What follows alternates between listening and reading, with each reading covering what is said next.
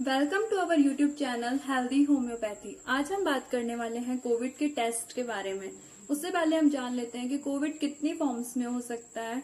तो उसके लिए है mild, moderate and severe. Mild जो कोविड होगा वो हल्का होगा, मॉडरेट यानी कि बीच का, मध्यम, एंड सीवियर यानी कि बहुत ज्यादा गंभीर। हम 3 पॉइंट्स के बारे में बात करेंगे, जिसके अंदर फर्स्ट है डिस्निया यानी कि डिफिकल्ट ब्रीदिंग होना। सेकंड है रेस्पिरेटरी रेट। हम नॉर्मल रेस्पिरेटरी रेट को हम घर पर भी देख सकते हैं। जब हम सीधे लेटते हैं तो हमारी चेस्ट कितनी बार अप एंड डाउन होती है, हम उसका काउंट करते हैं कि 1 मिनट में वो कितनी बार अप एंड डाउन हो रही है, और उसके थ्रू हम हमारा रेस्पिरेटरी रेट निकालते हैं। तो इसकी नॉर्मल रेट 12 से 16 होती है। थर्ड है ऑक्सीजन सैचुरेशन। ऑक्सीजन की सप्लाई पूरी बॉडी में ब्लड के थ्रू होती है। ब्लड के अंदर जो रेड ब्लड सेल्स होती हैं वो ऑक्सीजन को एक जगह से दूसरी जगह ले जाने का काम करती हैं, और इसकी नॉर्मल वैल्यू होती है 96। तो हम इसको परसेंटेज में लेते हैं। जिस पर्सन के अंदर 96 से ज्यादा ऑक्सीजन लेवल होता है तो हम उसे नॉर्मल सामान्य पर्सन बोलते हैं। तो जब भी जैसे किसी को कोई पुरानी डिजीज है, मान लीजिए किसी को अस्थमा है, सीओपीडी है, क्रोनिक ऑब्स्ट्रक्टिव पल्मोनरी डिजीज, या फिर कोई भी बहुत पुरानी लंग्स की कोई भी डिजीज, उसके अंदर हम देखते हैं 90 या 89 के आसपास जो होती है हमारा ऑक्सीजन लेवल देखने को मिल जाता है हमें किसी पुरानी लंग्स की डिजीज के अंदर। तो अब हम वापस से बात करेंगे कोविड की फॉर्म्स के बारे में, यानी mild, moderate and severe. Mild Covid का मतलब है कि जिसके अंदर हल्का बुखार हो, हल्की खांसी हो, इस तरह के अगर सिम्टम्स हैं, पर लेकिन उसमें हमें सांस लेने में तकलीफ नहीं हो रही है, हमारी सांस एकदम प्रॉपरली है, सही है, उसमें कोई तकलीफ नहीं है, तो हम उसे माइल्ड में रखेंगे। अगर हमारे फिर आता है मॉडरेट। मॉडरेट के अंदर क्या होगा, जो रेस्पिरेटरी रेट होगी वो 24 से 30 तक चली जाएगी, और उनका जो ऑक्सीजन लेवल होगा वो 90 से 94 के बीच में आने लग जाएगा। इस कंडीशन में हमें मॉडरेट कोविड हो सकता है। तीसरा सीवियर कंडीशन। सीवियर कंडीशन के अंदर क्या होगा, जो हमारी रेस्पिरेटरी रेट है वो 30 से ऊपर चली जाएगी। मतलब जब भी हम लेटेंगे तो हमें जल्दी जल्दी अप एंड डाउन दिखेंगे हमारी चेस्ट के, ब्रीदिंग में डिफिकल्टी आएगी, इसके अलावा जो हमारा ऑक्सीजन लेवल है वो 90 से नीचे चला जाएगा। तो इसका मतलब सीवियर कोविड हो सकता है। अब हम बात करेंगे कि कोविड हमारी बॉडी पे कैसे असर डालता है, उसका प्रभाव किस तरह से होता है। तो जैसे कोरोना वायरस या फिर किसी भी एंटीजन की बात कर लें, कोई भी एंटीजन अगर बॉडी के अंदर जाता है तो उसके अगेंस्ट में हमेशा एंटीबॉडी बनती है। ये एंटीबॉडी हमारी बॉडी बनाती है। हमारा प्रतिरक्षा जो तंत्र है, हमारा जो इम्यून सिस्टम है, वो क्या करता है, एंटीबॉडी बनाता है, जिसमें से WBC इसमें मेन रोल प्ले करती है। बाहर से आई है उन पे फाइट कर सके और हमें उस रोग से बचा सके। पर कई बार क्या होता है, जो हमारा इम्यून सिस्टम होता है वो अपने ही सेल्स को खाने लग जाता है, अपनी ही सेल्स को नष्ट करने लग जाता है। वो ये नहीं समझ पाता एंटीजन है जो बाहर से आया है। तो इस वजह से वो क्या करता है कि वो अपने ही प्रतिरक्षा तंत्र को नुकसान पहुंचाने लग जाता है। तो जब भी बहुत सारी इम्यून सेल्स बनती है तो उसमें क्या होता है, एक प्रोटीन रिलीज होता है उस टाइम, जिसको बोलते हैं हम साइटोकाइन। तो साइटोकाइन जब रिलीज हो रहा होता है तो साइटोकाइन क्या काम करता है, जो 2 सेल्स होती है उनको आपस में मिलाने का काम करता है। साइटोकाइंस अगर बहुत ज्यादा बनने लग जाए, क्योंकि हमारे बॉडी में बहुत ज्यादा इम्यून सेल्स बन गई हैं, उसके अगेंस्ट में फिर साइटोकाइन प्रोटीन भी बहुत ज्यादा रिलीज होगा। साइटोकाइन प्रोटीन रिलीज होता है उस टाइम, वो जब रिलीज होता है जब अपनी ही बॉडी की सेल्स होती हैं वो अपनी ही बॉडी को नुकसान पहुंचाने लग जाती हैं, उस टाइम साइटोकाइंस रिलीज होता है। और उस टाइम हमारी बॉडी में क्या होता है, जो हमारी सेल्स होती हैं वो हमारे लिए खतरनाक साबित होने लग जाती है। अब हम टेस्ट के बारे में बात करते हैं। तो टेस्ट के बारे में हम बात करेंगे CBC, renal function test, LFT और RT-PCR, CRP, HRCT, D dimer test, इन सभी के बारे में अब हम अच्छे से समझेंगे।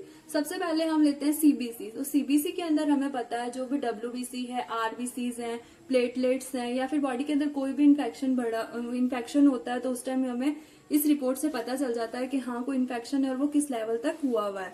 और ना लीवर फंक्शन टेस्ट भी हम इसमें करवाते हैं। तो लीवर फंक्शन टेस्ट में हम देखते हैं कि वायरस जो है, कोरोना वायरस क्या हमारे लीवर को भी अफेक्ट करने लग गया है, वो लीवर तक उसका इन्फेक्शन जा रहा है या नहीं आ रहा है।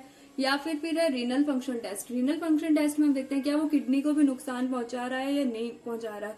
तो किडनी में अगर कोई रीअरेंजमेंट हो रहा है या किडनी में कोई प्रॉब्लम हो रही है तो क्या वो किडनी को भी इफेक्ट कर रहा है, तो ये सब हम इन टेस्ट से देखते हैं। करेंगे सीआरपी की। तो सीआरपी क्या है? सी रिएक्टिव प्रोटीन है, नाम से ही पता चल रहा है ये प्रोटीन है और ये लीवर में बनता है। इसकी नॉर्मल रेंज 6 होती है और अगर ये 6 से ज्यादा है इसका मतलब बॉडी के अंदर कोई ना कोई इन्फ्लामेशन है। ये जरूरी नहीं है कि वो इन्फ्लामेशन कोरोना वायरस की वजह से हो रहा हो, वो नॉर्मल कभी फीवर हो या फिर हमें कोई चोट लग गई हो, इस वजह से भी बढ़ा हुआ देखने को मिल सकता है। पर इसकी नॉर्मल वैल्यू 6 है और 6 से कम होता है यानी कि इन्फ्लामेशन नहीं है कोई भी बॉडी में, और 6 से ज्यादा है तो इन्फ्लामेशन हो सकता है, पर ये जरूरी नहीं है कि वो इन्फ्लामेशन कोरोना की वजह से ही होगा। डी डाइमर टेस्ट के बारे में। तो डी डाइमर टेस्ट क्या होता है? हमारे बॉडी के अंदर ब्लड वेसल्स होती हैं जहां से हमारा खून बहता है।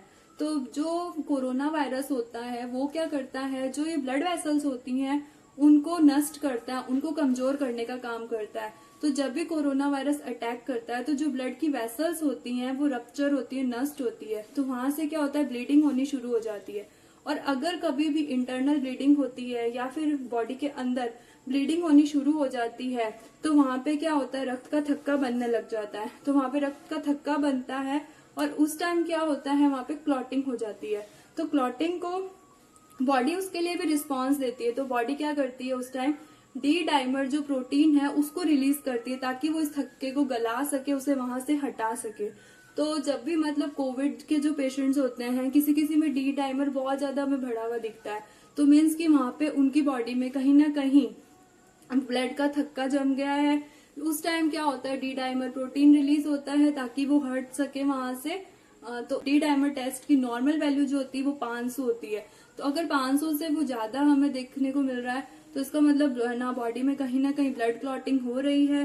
अगर किसी का डी डाइमर बढ़ा हुआ है तो उसको कोविड हो, ये किसी और वजह से भी हो सकता है। जैसे नॉर्मली प्रेगनेंसी के अंदर डी डाइमर टेस्ट बढ़ा हुआ दिखता है क्योंकि प्लेसेंटा के अंदर क्या होती है, छोटी छोटी क्लॉट्स मिलते हैं, इस वजह से, या फिर किसी को ट्रॉमा हुआ हो, अचानक से एक्सीडेंट हुआ हो उस वजह से, या फिर कैंसर में भी कई बार डी डाइमर टेस्ट बढ़ा हुआ दिख सकता है। अगर किसी का डी डाइमर टेस्ट बढ़ा हुआ इसका मतलब बिल्कुल ये भी नहीं है कि उसको कोविड है ही है, कोई जरूरी नहीं है। डी डाइमर हमें बढ़ा हुआ दिखता है तो इसके लिए एंटी कोगुलेंट्स या एंटी जो प्लेटलेट्स होते हैं और ब्लड थिनर जो होते हैं वो दिया जाता है ताकि खून पतला हो सके और जो रक्त का थक्का है वो किसी हद तक कम करा जा सकता है। इंटरल्यूकिन यानी IL-6, इसके अंदर क्या है, ये एक तरह से मार्कर है। जो हमने बात करी थी कि साइटोकाइन्स स्टॉर्म बनता है, यानी जब बहुत सारी जो ब्लड सेल्स होती हैं, हमारी जो इम्यून सेल्स होती हैं, जब वो ज्यादा बनने लग जाती हैं तो उस टाइम क्या होता है, साइटोकाइन स्टॉर्म बनने लग जाता है।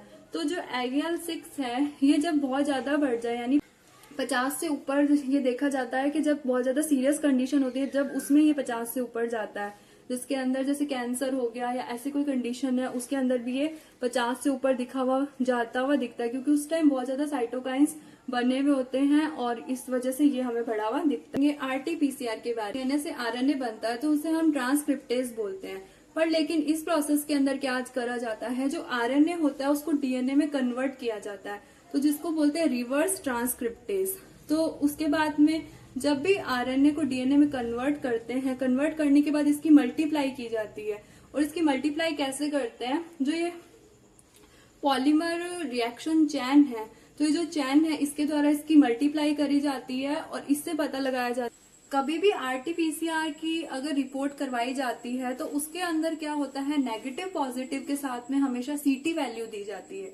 तो CT वैल्यू का मतलब क्या है कि उस जो भी हमने सैंपल लिया है उसको कितनी बार उस चैन को घुमाया गया है। जैसे कि हमने पढ़ा है पॉलीमर रिएक्शन चैन, तो उस चैन को कितनी बार घुमाया गया है कि जब हमें उस सैंपल में से डिटेक्ट हुआ है कि उसके अंदर DNA है इसका कोविड वायरस का, तो उसके क्योंकि हमने RNA को पहले DNA में चेंज करा है, फिर उसकी मल्टीप्लाई करी है, तो फिर उसकी CT वैल्यू का भी हमें पता होना चाहिए कि उस वायरस को हमने कितनी बार उस साइकिल को चलाया है, तब जाके उसमें से वो वायरस हमें देखने को मिला है।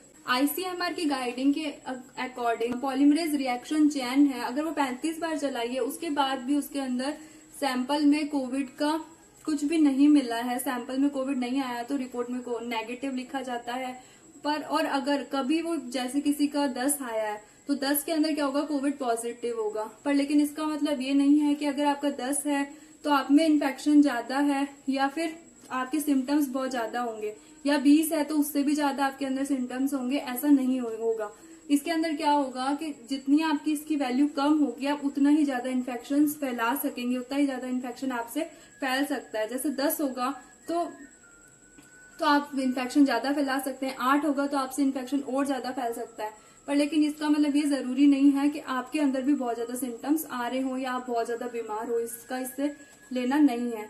यानी किसी का अगर 25 है तो 25 बेटर देन 8, अगर किसी का 8 है तो ज्यादा इन्फेक्शन फैला रहा है, 25 है तो वो उससे थोड़ा कम इन्फेक्शन फैला रहा है। तो सीटी वैल्यू हमेशा दी जाती है ताकि वो पता चल सके कि कितनी बार वो साइकिल चली है, कितनी बार वो चैन चली है कि जब उसके अंदर से कोरोना वायरस डिटेक्ट हुआ है।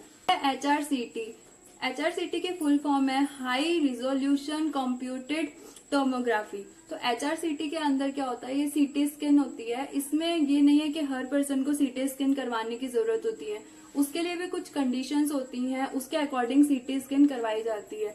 क्योंकि एक सीटी स्कैन में कम से कम 100 से ज्यादा रेज होती हैं जो बॉडी के लिए ठीक नहीं होती हैं। और जैसे कि इसके लिए कंडीशंस हैं, फर्स्ट कंडीशन है अगर फीवर है और वो 7-8 दिन में पूरी मेडिसिन लेने के बाद भी सही नहीं हो रहा है, किसी वजह से नहीं उतर पा रहा है, तब HRCT करवाई जाती है। या फिर ऑक्सीजन लेवल है वो 90 से नीचे ही चल रहा है, उससे ऊपर नहीं जा पा रहा है, या फिर हमारा जो RT-PCR टेस्ट है वो नेगेटिव है पर लेकिन उसके बाद भी जो सिम्टम्स हैं वो दिख रहे हैं, शरीर में प्रॉब्लम हो रही है, तब HRCT को करवाया जाता है। HRCT में क्या करते हैं कि एक मशीन होती है जिसमें पर्सन को डाला जाता है और उसके बाद उसके जो लंग्स के पिक्चर्स लेते हैं, जो रेडियोलॉजिस्ट होते हैं, डॉक्टर्स होते हैं, वो उसमें उसकी पिक्चर्स लेते हैं अलग अलग तरह से और उसमें देखते हैं कि कितना जो एरिया हुआ है लंग्स का उसमें कितना इन्फेक्शन है या कितना उसका जो भाग है वो इन्फेक्टेड हो गया है। सीटी स्कैन करते हैं तो उसके अंदर क्या होता है, लंग्स के अंदर पैचेस देखने को मिलते हैं जिसे नॉर्मली लंग्स पैचेस बोलते हैं, जिससे पता चलता है कि लंग्स का कितना भाग इफेक्टेड हो गया है। सीटी जो स्कोर होते हैं वो भी 3 पार्ट्स में, माइल्ड, मॉडरेट एंड सीवियर। 25 में से जितना भी भाग इन्फेक्टेड होता है उसके अकॉर्डिंग सीवियरिटी का पता चलता है कि कितना सीवियर है पर्सन। तो इसके अंदर माइल्ड, मॉडरेट एंड सीवियर तीनों होती हैं। तो माइल्ड के अंदर अगर 9 तक स्कोरिंग आ रही है तो उसको माइल्ड में रखते हैं, 9 से अगर 15 तक है तो उसको मॉडरेट रखते हैं, और अगर 15 तक है या 15 से ज्यादा है तो उसके बाद ये सीवियर कंडीशन में आ जाता है। मीन्स 25 में से 15 भाग जो है लंग्स का वो खराब होने लग गया है तो ये सीवियर कंडीशन में चला जाता है।